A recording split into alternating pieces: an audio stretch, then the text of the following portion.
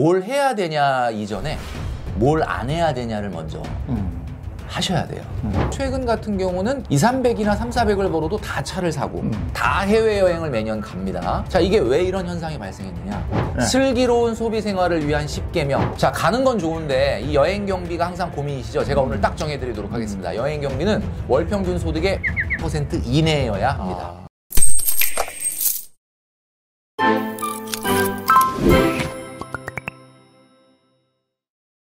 지금 시작하자마자 겁을 주셨어요. 2024년이 네. 제일 어려울 거다 네, 이러셨는데 그렇게 어려울 것 같아요? 우리나라 경제 상황이?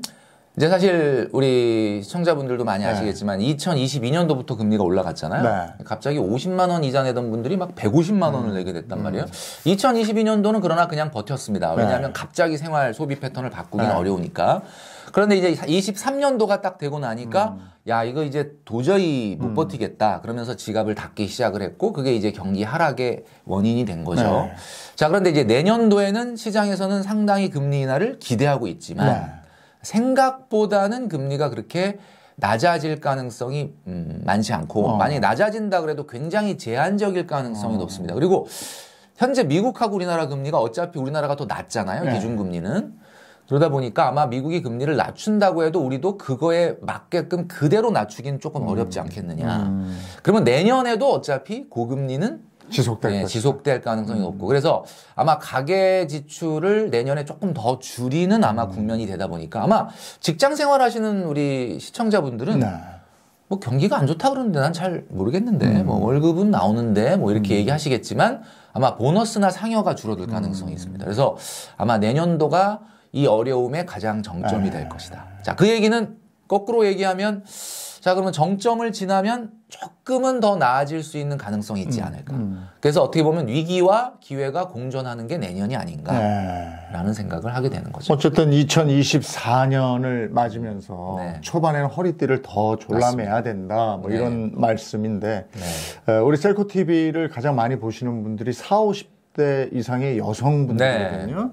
아마 가계 생활비 이 부분에 대해서 굉장히 고민도 많으시고 맞습니다. 이걸 어떻게 해야 되나 하실 텐데 생활비 다이어트 이거 어떻게 하면 좋습니까? 아마 우리 시청하시는 많은 분들이 제가 말씀을 안 드려도 아, 요즘 최근에는 정말 생활비 다이어트를 하시려고 노력하실 것 같아요. 자, 그런데 이제 제가 오늘 말씀드리고 싶은 거는 24년도는 뭐 좀 전에 우리가 어렵다는 이야기를 했는데 우리가 평상시에 그냥 당연하게 써야 된다라고 생각했던 것 안에도 사실은 우리가 과소비가 좀 숨어 있기 때문에 사실 2008년도 이전과 2008년도 이후가 많이 다른 게 아마 2008년도 이전을 기억하실 거예요. 대부분의 시청자분들이. 2008년 이전에는 200~300 버는 사람이 차는 안 샀거든요. 해외여행도 안 갔습니다. 자, 그런데 최근 같은 경우는 기성세대나 뭐 MZ세대나 할 것 없이 200~300이나 300~400을 벌어도 다 차를 사고 다 해외여행을 매년 갑니다. 자, 이게 왜 이런 현상이 발생했느냐.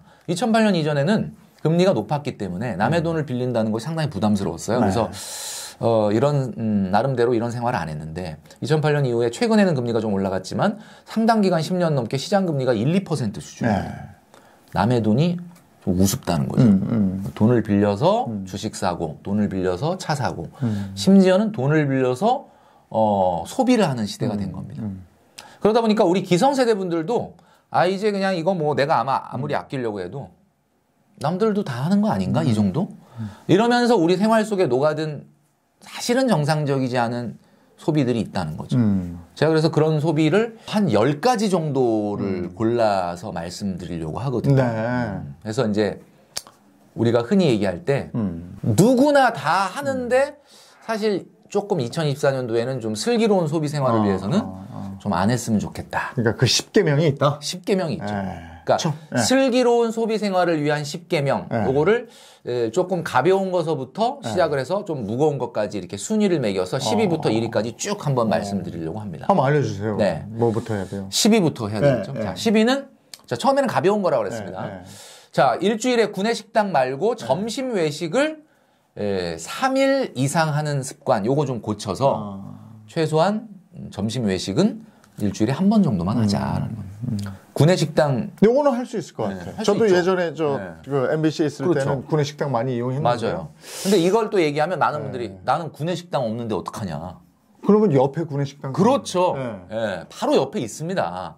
안 찾아봐서 그렇지. 그래서 저는 상암동에 직장 있는 분들은 맞아요. MBC 여의도도 여기는 또 저기다 직원들한테만 판다. CJ 여기는 일반인한테 맞아요. 그러니까 잘 찾아보시면 구내식당이라는 게 뭐 전혀 이용을 못하는 분도 있지만 사실은 찾아보면 있거든요. 그래서 보통 우리가 일주일이다 그러면 4일 정도는 동료들하고 구내식당에서 식사하시고 하루 정도 나가서 외식하면은 그 외식이 상당히 스페셜한다. 그걸 좀 한번 해보는 게 어떻겠느냐 그런 이야기죠. 이게 10위였고 이건 할 수 있을 할 수 있을 것 같고. 자, 그다음에 9위는 뭐냐면 한 달에 기본 요금 택시를 5번 이하로 타는 겁니다. 그러니까 한 일주일에 한 번 정도는 기본 요금 택시 괜찮은데 그 이상 타는 건 좀 안 된다. 기본 요금 택시가 왜 무섭냐면 자신한테 면제부를 주기가 너무 쉬워요.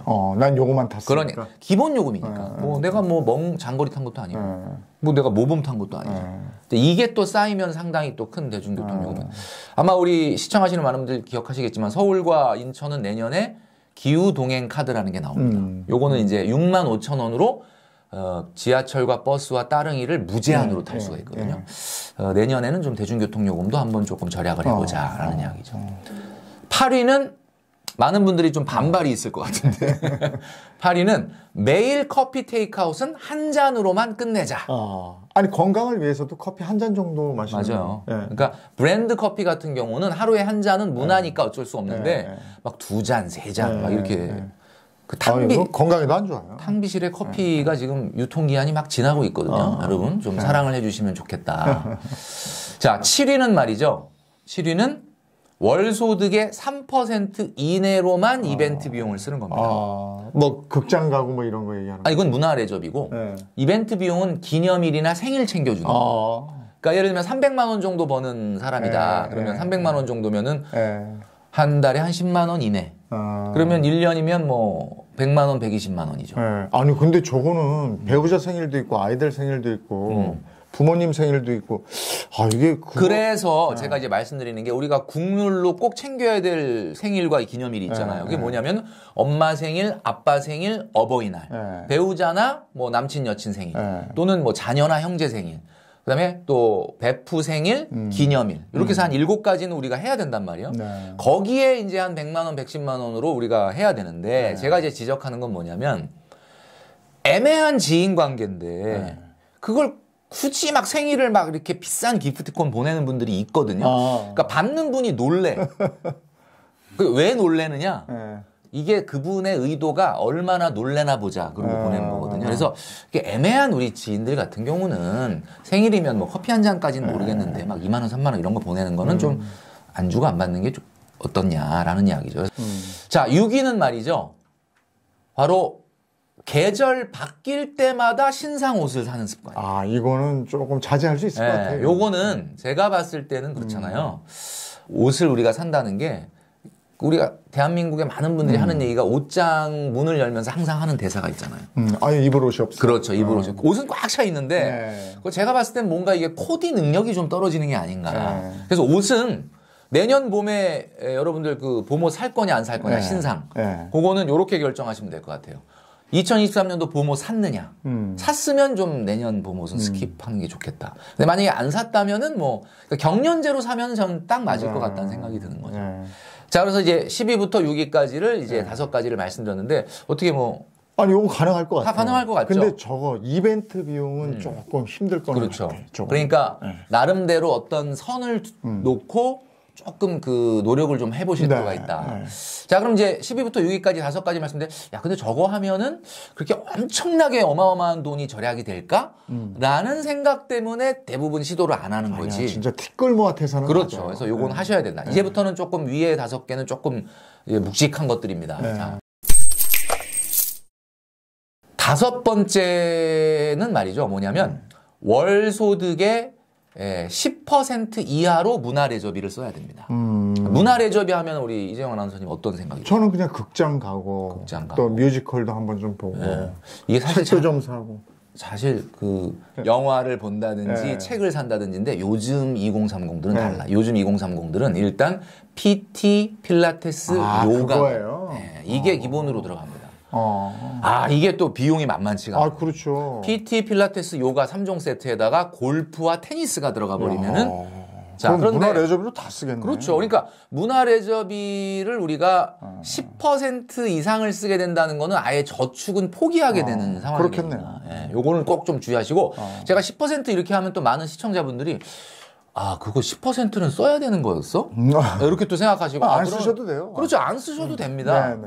요즘 책도요. 동네 도서관에서 얼마나 이 새로 나온 책들 빨리빨리 갖다 놓는지 모르거든요.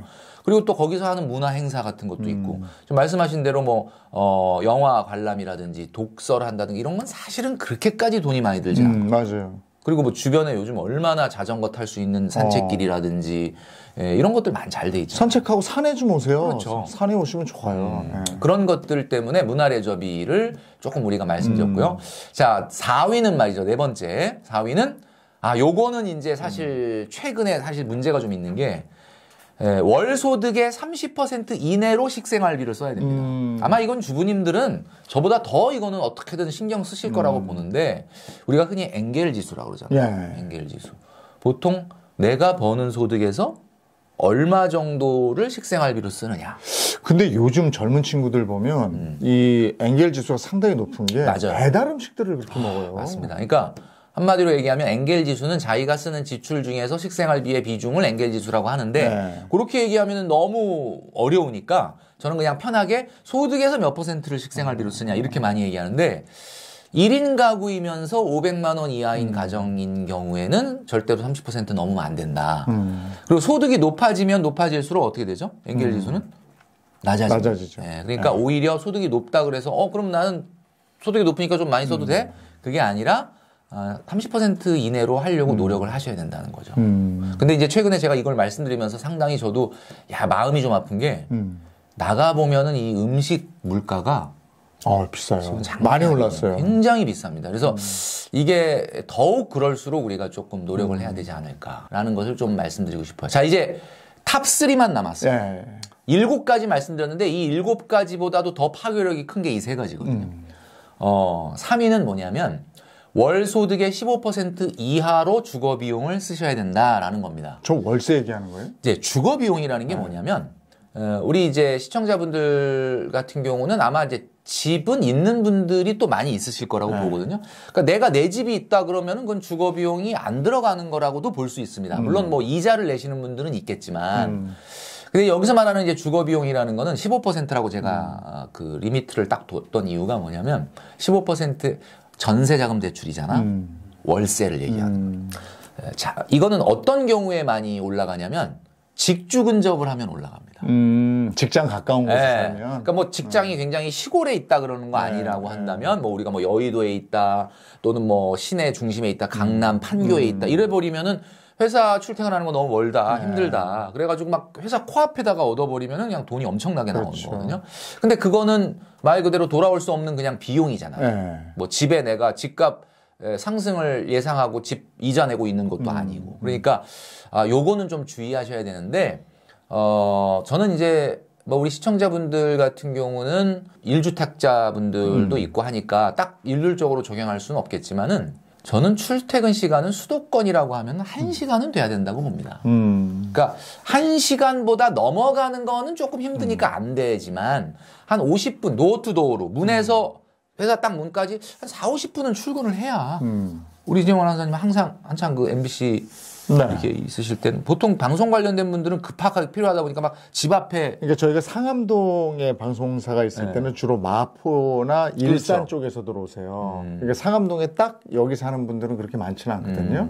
그래도 뭐 적어도 30분, 40분 이상 그렇죠. 그 정도 걸리죠. 30분 정도 때. 그러니까 사실 우리 직장인들이 회사 나가가지고 오늘 하루를 어떻게 시작할까, 오늘 어떤 일을 좀 처리할까, 이번 주는 어떻게 살까 이런 명상이나 사색을 할 시간이 없지 않습니까? 그래서 저는 개인적으로 사무실에서 집이 3km였었는데 최근에 이사를 가서 지금은 33km가 됐어요.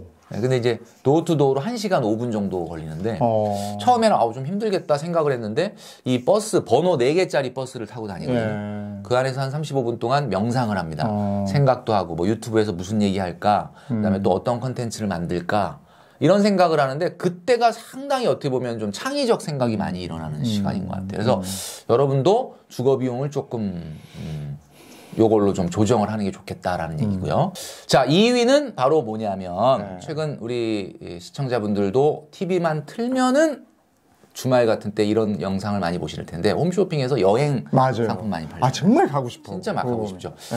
자, 가는 건 좋은데 이 여행 경비가 항상 고민이시죠. 제가 오늘 딱 정해드리도록 하겠습니다. 여행 경비는 월 평균 소득의 50% 이내여야 합니다. 1년에. 네. 자, 그러면 자, 월급이 한 300이야. 보너스가 1년에 한 1200 정도 나와. 그러면 월 평균 소득은 400인 거죠. 그럼 400만 원인 사람이 1년에 여행 경비로 쓸 수 있는 거는 200입니다. 자, 그럼 이렇게 얘기하면 많은 분들이 아저씨 그럼 나는 언제 유럽 여행 가냐. 이런 얘기를 모아서 가야죠. 네, 한 3년, 5년 모아서. 근데 이제 이 예산을 딱 정해놓고 관리를 해야 되는데 이런 예산이 없게 되면 그냥 TV를 보다 보면 베트남 다낭인데 39만 원 괜찮은데 질러 그냥. 갔다 오고 나서 갚는 거야. 근데 가보면 여러분 아시겠지만 39만 원에 안 됩니다. 그렇죠. 그냥 돈이 39만 원이란 얘기지 갔다 오면 그거보다 한 2배 이상 들어가거든요. 그러니까 자꾸 예산을 오버하게 된다라는 거죠. 자, 이제 대망의 1위만 남았습니다. 네. 슬기로운 소비생활 10계명을 우리가 지금 왜 하고 있죠? 슬기로운 소비생활 10계명을 2024년도에 실천을 하셔야 비로소 여러분들이 저축을 할 수가 있게 된다. 뭐 저축을 해야 비로소 재테크를 시작을 할 수가 있는 거죠. 자, 1위는 말이죠. 바로 여러분도 예상하시겠지만 월 소득의 6개월 이상 되는 차를 안 타는 일입니다. 월 소득의 6개월. 지금 뭐 우리 PD님 작가님들도 상당히 고개를 끄덕끄덕하면서 상당히 뭔가 마음에 찔림이 있는 것 같은데 자기 월 평균 소득의 6개월 되는 차를 탄다 그러면 그게 BMI 지수 1입니다. BMI 지수. 여러분 그 BMI 지수가 체질량 지수인 줄 알고 계시죠? 아닙니다. 차질량 지수입니다. 차질량 지수. 제가 차질량 지수라고 얘기하는데 그러면 예를 들면 이재용 아나운서님이 지금 자기 소득의 6개월치 차를 탄다라고 하면은 그게 1이라고 그랬잖아요. 보통 사람들이 이게 몇 나올 것 같습니까? 젊은 친구들이 차부터 사요. 그러니까 자기 소득에서 집 사는 건 꿈도 못 꾸기 때문에 차는 일단 좋은 걸 타자 이렇게 하는 경우가 많더라고요. 그래서 좀 상당히 많을 것 같아요. 맞아요. 이게 1.5까지를 저희가 저는 그냥 정상으로 봅니다. BMI 지수, 그러니까 차질량 지수.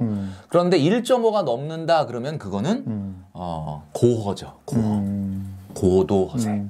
이게 대한민국이 가장 심각한 게 뭐냐면 제가 얼마 전에 이 라디오 방송을 출연했다가 뭐 라디오에 사연이 들어왔어요. 근데 그 고민 사연이 뭐냐면 알바를 하는데 카페에서 200만 원을 번다는 거예요. 정말 열심히 하는 거죠. 그러네. 근데 어느 날 갑자기 엄마가 부르더니 1억을 줄 테니까 카페를 차려라. 이렇게 얘기한 거예요. 기분이 너무너무 좋겠죠. 그래서 200만 원 알바를 하던 친구가 갑자기 사장이 된 겁니다. 알바 한 명 고용하고 둘이서 열심히 돌아가면서 카페를 했어요. 그래서 한 달이 딱 지났는데 임대료 내고 커피 원두값 내고 전기료 내고 뭐 인건비 주고 얼마 남았느냐? 500만 원이 딱 남았어요. 그러니까 갑자기 200 알바 벌던 분이 500이 들어오니까 눈이 확 뒤집혔어. 그래서 제네시스 GV7을 뽑았다. 자, 그런데 여러분 500만 원 누구 돈입니까? 500만 원? 순수입이면 내 돈이죠. 내 돈이라고 생각하시죠? 그 엄마가 1억을 투자해 줬잖아. 그러니까 1억을 갈아 넣었으니까 500이 나오는 거잖아요. 그렇죠. 그냥 본인이 혼자 뛰면 200이 지금 200밖에 안 나와요. 1억을 갈아 넣었다는 얘기는 무슨 얘기? 1억을 회수해야 된다는 얘기거든요. 3년 안에 회수하셔야 돼요. 그러면 한 달에 280만 원씩 3년으로 투자금 회수가 돼야 돼요. 그러니까 500을 번다라는 거는 500 안에 280은 내 돈은 아닌 거죠. 1억을 빼야 되니까. 그렇죠. 1억을 회수해야 될 거 아닙니까? 근데 엄마한테 안 준다고 생각을 한 것 같은데. 그러니까 안 준다고 해도 회수는 해야 됩니다. 왜냐면 내가 내 돈이라도 이거는 들어갔으니까. 왜냐하면 고정자산이라는 거는 토지를 제외한 모든 고정자산은 다 감가가 되기 때문에 다 복원을 시켜야 되잖아요. 그거 꼭 생각해야 됩니다. 그러니까 제가 지금 말씀드린 슬기로운 소비생활 이 10계명 우리 시청자분들도 아마 지키시는 분이 대부분일 거라고 보는데 이걸 2024년도에 내가 만약에 안 할 용기가 있다면 안 할 용기가 있다면 일단 비로소 재테크를 시작할 수가 있을 것이다. 제 많은 분들이 저한테 이런 질문을 많이 합니다. 멘토님, 뭘 어떻게 해야 되냐? 뭘 좀 해야 되냐? 라고 자꾸 물어보시거든요. 네. 아마 우리 시청자분들도 그래서 뭘 해야 되냐? 라고 많이 이야기를 하시는데 뭘 해야 되냐 이전에 뭘 안 해야 되냐를 먼저 하셔야 돼요. 그래야 뭘 할 수가 있게 됩니다. 그러니까 이 10가지를 좀 잘. 우리 근데 이주영 아나운서님은 이 10가지 다 안 하지 않을까요? 저희 때는요. 그러니까 이렇게. 그러니까 저희 때가 아니라 지금 현재 상황. 아니, 구체적으로 이렇게 해주셨잖아요. 네. 근데 그렇게 얘기를 했었어. 그러니까 그 30%는 일단 쓰기 전에 저축부터 하고. 아, 30%? 네. 그리고 나머지 가지고 써라. 또는 더 심하게 얘기하면 저희는 이제 방송사였으니까 방송사는 이렇게 추가 근무 수당이니 뭐 이런 거 있잖아요. 그렇죠, 그렇죠. 그러니까 월급의 반은 무조건 저금을 하고 나머지는 선배한테 빌 붙든지 아니면 그냥 그거 좋다. 선배한테 빌 붙든지. 그러든지 아니면 추가 근무를 해서 추가 근무 수당 가지고 먹고 살아. 그렇지 않으면 너는 월급쟁이기 때문에 돈을 모을 수가 없다. 이렇게 얘기했었어요. 맞아요. 그러니까 우리 이재용 아나운서님이 얘기하는 게 사실은 제가 오늘 말씀드리고 싶은 것 중에 하나가 제가 이제 셀코TV에 이제 1년 전에도 한번 나왔었는데 그때도 그 얘기했지만 저축을 하고 싶다는 마음이 있는 분들이 반드시 실천해야 되는 게 선저축이다. 제가 그런 말 했잖아요. 선저축. 선저축의 반대말이 후저축이거든요. 후저축이 뭐냐? 대부분의 여러분들이 하는 저축이 후저축이 무슨 얘기냐면 쓸 거를 다 쓴 다음에 남으면 양심상 이거는 저축하자. 이게 후저축인데 그렇죠. 후저축을 하잖아요. 그럼 할 돈이 없어요. 근데 오늘 딱 말씀해 주시잖아요. 먼저 뭐 30%든 40%든 이거는 없다 생각하고 그냥 저축한 다음에 그러니까 누울 자리를 치워버린 다음에 어떻게 할 거냐라고 고민을 해요. 안 되면 뭐 빌부터라 뭐 이런 얘기를 할 정도로 그래야 저축을 할 수가 있다라는 거죠. 그리고 아이들 이제 지금 우리 주부들께서도 많이 보시니까 아마 우리 주부들은 현명한 소비를 하고 현명한 저축을 해 오셨을 거예요. 맞아요. 예. 근데 이제 아이 리스크거든. 아이들이 용돈 달라고 하고 막 이런 것 때문인데. 네. 근데 아이한테도 이런 얘기를 자꾸 해주셔야 될 것 같아요. 맞습니다. 이게 포항되지 않게. 예, 결국은 제가 머니 트레이너잖아요. 네. 공부, 운동, 저축의 공통점은 몰라서 못하는 게 아니라 반복을 못해서 그런 그러니까 트레이닝 개념이 필요한 거거든요. 자꾸 얘기해 줌으로써 그게 생활에 녹아나야지. 아예 뭐 우리가 뭐 공부, 운동, 저축 어떻게 하면 성공하는지 뭐 몰라서 못합니까? 그러니까 결국 계속 지금 말씀해 주시는 것처럼 계속해서 녹아들도록 얘기해 주셔야 된다. 라는 이야기죠. 알겠습니다. 구체적으로 10가지를 들어서 지금 얘기를 해 주셨어요. 아니 근데 오늘 이거 책을 새로 내셨어요? 못 들었는데. 제가 매년 책은 계속 나왔는데 올해는 이제 책은 아니고 가계부를 냈습니다. 이렇게 이제 가계부라고 되어 있는데 제목이 짠테크 가계부다 이렇게 되어 있는데 제 얼굴이 좀 부담스러우시면 이거를 벗기시면 되는 거예요. 사실 이제 가계부를 내게 된 이유가 사실 최근에는 가계부 쓰는 문화가 좀 많이 없어졌잖아요. 근데 이제 그 내년도가 2024년도가 경제 위기의 가장 정점이 되지 않을까. 아유, 겁나. 그래요?